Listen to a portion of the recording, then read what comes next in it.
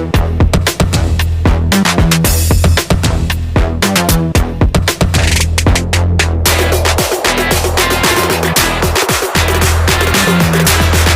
assalamualaikum warahmatullahi wabarakatuh, teman-teman sebagai holder dimanapun berada ya, semoga rezekinya berlimpah, amin.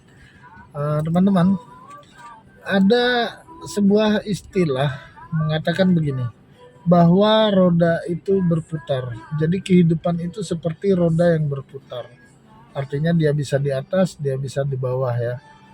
Dan menurut saya ungkapan ini tidak tepat ketika kalau kita bicara tentang Nah, sebuah kebebasan finansial atau bagaimana orang menjadi kaya kemudian eee, bisa miskin atau miskin bisa kaya gitu ya.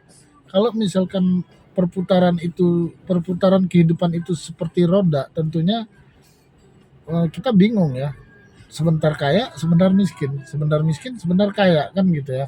Nah, tapi kenapa kok ada orang kaya yang bisa Eee, mempertahankan kekayaannya bahkan hingga anak cucunya sampai 7 turunan dan sebagainya ya.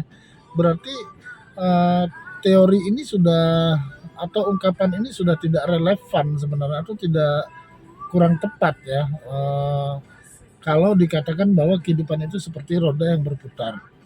Nah, tapi kalau misalkan masalah rezeki atau ketika kita sedang membangun usaha, membangun bisnis gitu ya, ya tentu saja wajar kalau dia seperti roda berputar. Kenapa?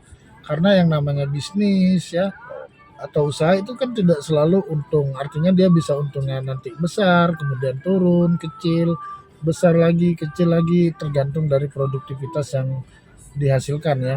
Nah, itu wajar teman-teman. Tapi kalau kita berbicara tentang kehidupan kita yang tadinya miskin jadi kaya, kemudian kaya jadi miskin, ya itu saya rasa bukan masalah roda itu berputar, bukan masalah kehidupan itu berputar, tapi karena orangnya yang salah kelola uangnya ya kan. Jadi kalau misalkan ada orang yang miskin, kemudian dia pandai mengelola uangnya, dia bangun asetnya ya, dia sisihkan uang dari penghasilannya setiap bulan atau setiap hari misalkan untuk membeli aset, dan asetnya ini semakin lama semakin meningkat, asetnya semakin lama semakin meningkat, tentu saja kekayaannya kan akan semakin meningkat teman-teman. Eee, Perubahan finansialnya pun akan semakin kerasa gitu ya. Dan ketika dia bisa melakukan ini dan dia bisa mempertahankan aset-asetnya gitu ya, dan asetnya ini terus menghasilkan untuk dia, otomatis dia nggak akan jadi miskin lagi teman-teman.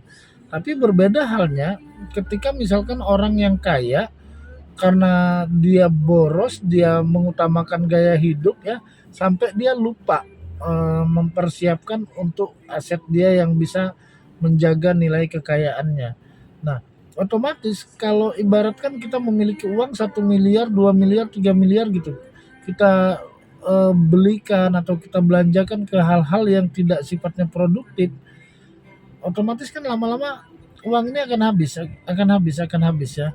Nah, apalagi semakin dihimpit oleh yang namanya kebutuhan dan sebagainya ya, gaya hidup, lifestyle dan sebagainya ya, otomatis uangnya akan lama-lama akan habis kalau uangnya tidak ada yang produktif gitu, tidak ada yang menghasilkan lagi gitu. Nah, apalagi kalau misalkan orang itu sudah tidak memiliki pendapatan yang cukup atau walaupun pendapatan dia cukup, tapi dia tidak belajar untuk mempersiapkan masa depan dia, ya dia akan berada di, posisi yang sama, dia nggak naik, dia nggak turun, atau bahkan potensinya lebih cenderung turun. Kenapa? Karena ketika orang itu sudah tidak produktif lagi, dia tidak bisa bekerja lagi, sementara dia tidak punya aset yang produktif, dia tidak pernah mempekerjakan uangnya, otomatis disitulah dia akan mengalami yang namanya kesulitan finansial, akhirnya menjadi miskin kembali. Yang tadinya mungkin ketika dia kerja kehidupannya cukup stabil, keuangan cukup stabil, tapi ketika dia sudah tidak bekerja akhirnya dia akan menjadi miskin, teman-teman. Nah, tapi kalau kita misalkan, saat ini kita bekerja, apapun profesi kita, tapi kita bisa, eee, menyisihkan uang kita untuk menabung aset produktif, membeli aset yang bisa memberikan passive income dan sebagainya ya, ya otomatis teman-teman, kita bisa meningkatkan kekayaan kita secara eksponensial. Kenapa? Dari hasil kita tadi kita peroleh, kita jadikan aset, jadikan aset, jadikan aset terus sampai dengan apa yang menjadi target kita itu tercapai.